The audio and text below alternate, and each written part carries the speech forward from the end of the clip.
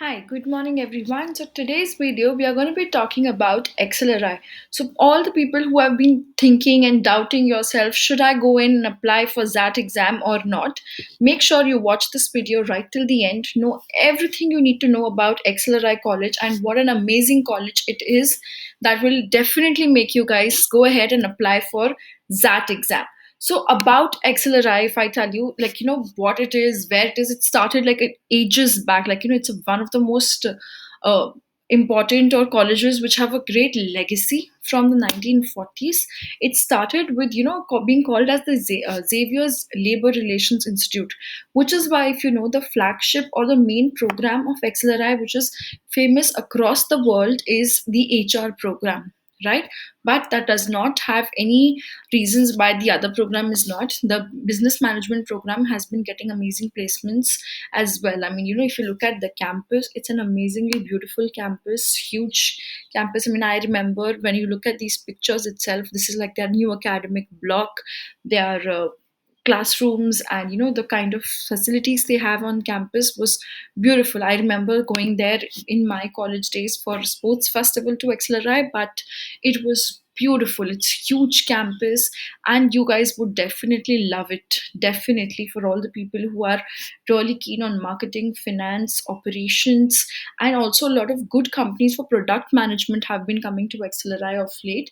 If you hear about them, their placements have always been in record time. They have a batch of around 300 plus students which gets placed within a day, 3 days. That's how it has been known famously, and all good companies come on campus because it has been a college with good profile candidates. And that's why, if you see the exam which it takes, which is the toughest of all of these exams, right? So if I talk about just that for people, when it is, it's on 2nd of Jan. It has always been on the first Sunday of the year. So it's 2nd Jan 2022. The registration last date is 30th of November 2021. It's a 180-minute exam with verbal, logical reasoning combined in one section, where you see a lot of different type of verbal questions, especially poetry based reading comprehensions. There's an absolutely new section called as decision making, which, if you have studied and if you understand the method and the approach towards it, is not going to be difficult. But the problem comes is, because we've not practiced, we have never seen this before, and we see it right after that or right after CAT exam, it becomes taxing, right? Which is why we are going to be starting every Sundays sessions for that to solve. The objective is decision making and poetry based RCs, because that is something which is absolutely unique for that exam.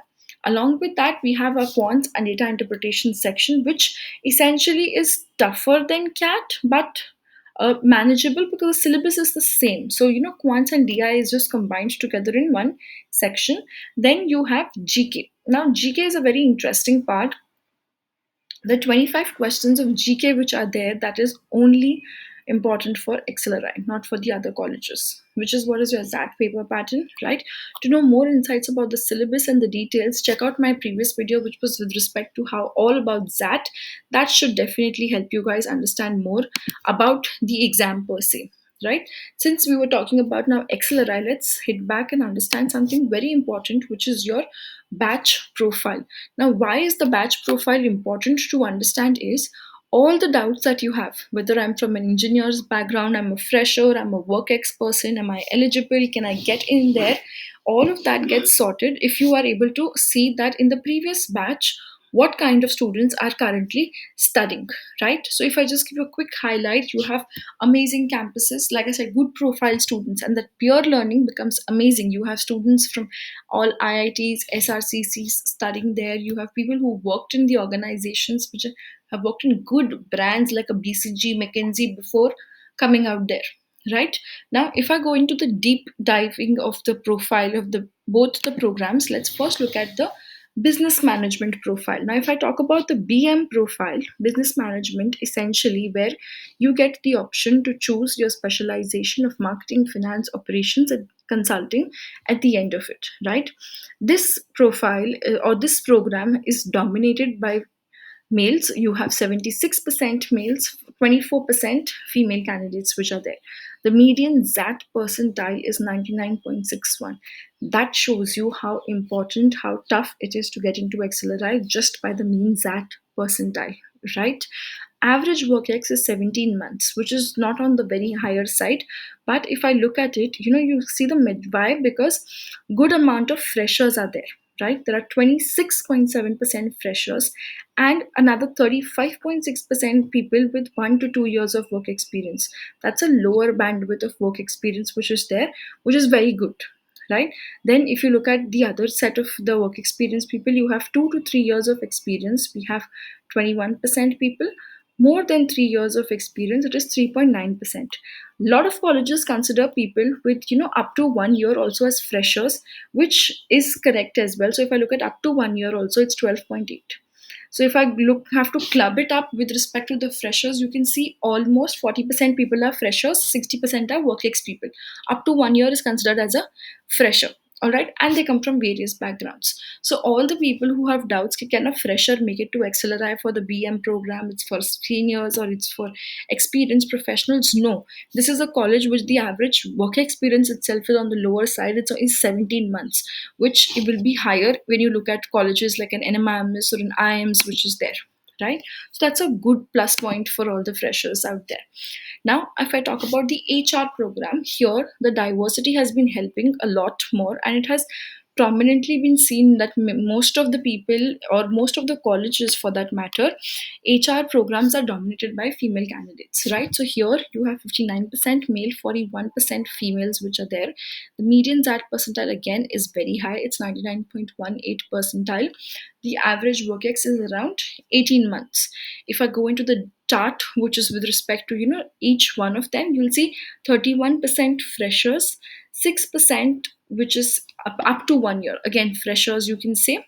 Then you have 1 to 2 years of experience with 27% people, 2 to 3 years of experience with 24% people, more than 3 years with 10%. So how I can understand is that people with more than 3 years of experience are not really coming into XLRI as a college.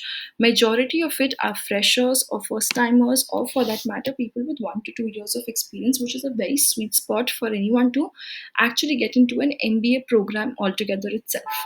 Good thing is people here are coming from various backgrounds. Like if you will see, the peer learning will be much high because you have people coming in from backgrounds like an engineering, non-engineering as well, all good colleges, and that helps in the overall peer learning which is there. So that's something which you should keep in mind. And all the people who have self-doubt, can I make it to XLRI or not? Well, you can. All you should do is focus on your ZAT preparation. All right, let's have an understanding about the placements as well, since that is the most essential aspect for all of us when you're looking for a top B school, right? So 2021, which was the pandemic year, if I look at that year where they have done a great work on the placements, you see 23 lakhs is the median salary, which is a very good number, and that means your ROI is well justified. So 23 lakhs per annum median package, average was 25.08. Then if I look at just the top 10 percentile of the batch, it is above 37 lakhs. And if I look at top 25%, it's above 34 lakhs, which is really good, right? And the kind of companies which are coming, they have been very, very prominent from consulting, sales, marketing, and the BFSI sector. To give you a good perspective, which are the companies which come. So if I look at consulting, then we are talking about BCG, McKinsey, KPMG, these are all for consulting profiles. Sales and marketing, you have all your FMCGs and FMCDs, like we have your um, Marico, PepsiCo, HUL, L'Oreal, Dabur, Pidilite, all of these. Then you have your Airtel and Vodafone Idea, Whirlpool. These are the companies which fit into the category of sales and marketing. Also coming from the IT perspective, you have your Amazon and your Google, which come into both profiles. Like sometimes these people have only sales and marketing profile, but sometimes they also have operations as well as product management roles and profiles from the e-commerce space. Another booming industry for sales and marketing is being your pharma companies, where you have Johnson and Johnson being really good, Abbott being really nice profiles and packages, which is great. Then comes your BFSI sector, where we have companies and brands coming. Like for example, you have your HSBC, you have Nomura, you have ICICI Bank, HDFC Bank, and all of these banking profiles, where the profile can range right from an IB profile to corporate finance, all of them. All right, so that's something which is from the different industries. Now, a good college and a good placement is also has a good PPO ratio. That again has to do with the college being great with the company's rapport and also the students' quality being good, which is why if you look at the batch profile, it was having studying with people who are from the elite background with the elite that percentile itself was giving you guys a hint about that, right? So one third of the batch gets in PPOs, which is a very good uh, P- summer internship to a final job conversion number which is there. So that is amazing about this whole Accelerate college. I hope all of you guys have got a great summary about the college with respect to the exam it's taking, the profile, the placements, and all of them. Just make sure you guys are putting in your efforts to convert this college. You just have to make sure you do well in that exam, and then preparing you for the interviews. We'll take care of that because Accelerate is going to grill you. It is known for having stress interviews, challenging interviews, and it's fun to teach you for all of them. But yes, it is going to be a tough nut to crack, but if you focus and you study well, you can definitely make it.